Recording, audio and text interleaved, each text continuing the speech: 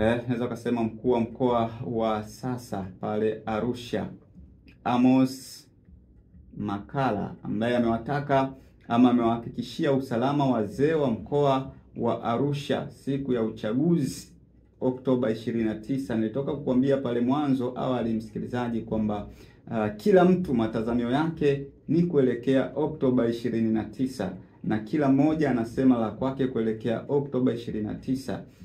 Kikubwa viongozi wanaendelea kutuhakikishia hali ya usalama kuelekea Oktoba 29, kwamba hakutakuwa na kituo chochote ambacho kitazingirwa, aidha kitafungwa ili watu wasiweze kupiga kura, aidha kwa maandamano na kadhalika. Na hapa nilitoka kukujuza pia kile alichoweza kukizungumza mkuu wa mkoa wa Dar es Salaam Albert Chalamila. Lakini sasa hapa, kabla ya mkuu wa mkoa wa Dar es Salaam, ngoja tuangazie kule Arusha ambako na kwenye pia uoga kuna heka sana, ambaye mkuu wa mkoa wa Arusha Mheshimiwa Saskia Mosi Gabriel Makalla amewahakikishia wazee na wananchi wa mkoa wa Arusha kuwa wamejipanga vyema kuhakikisha siku ya uchaguzi mkuu wa Oktoba 29, 2025 kutakuwa na amani na mazingira tulivu ya upigaji kura, akitoa wito kwa kila mwananchi mwenye sifa kujitokeza kwa wingi kuchagua viongozi wanaowataka ili kuwaongoza kwa miaka mitano ijayo.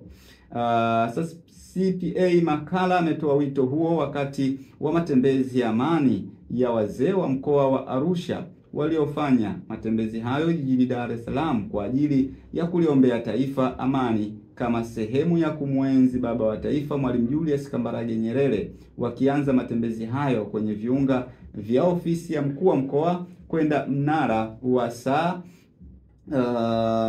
idara ya maji, kituo cha mabasi Arusha, na baadaye kumalizia tukio lao kwenye viwanja vya makumbusho jijini Arusha. Kupiga kura ni haki na mnukuu, kupiga kura ni haki ya kikatiba ya kila Mtanzania. Wazee wangu mtukumbushe na niwakumbushe vijana kuitunza amani, kutumia vyema mitandao ya kijamii, lakini vijana wenye sifa za kupiga kura wajitokeze kwa wingi. Niwahakikishie mtapiga kura kwa amani na atakayeshinda atangazwe kashinda.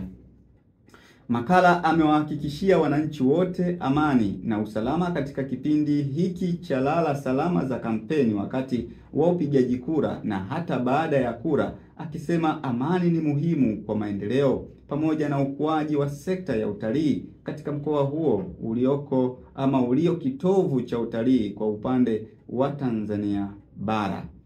Kwa upande wao, baadhi ya wazee walioshiriki matembezi hayo kwa niaba ya wenzao wamewasihi wananchi wa mkoa huo kujitokeza kwa wingi kupiga kura na kuhimiza kila mmoja kulinda amani ya mkoa wa Arusha, wakisema amani imekuwa tunu muhimu ya maendeleo na ustawi wa watu wa mkoa wa Arusha.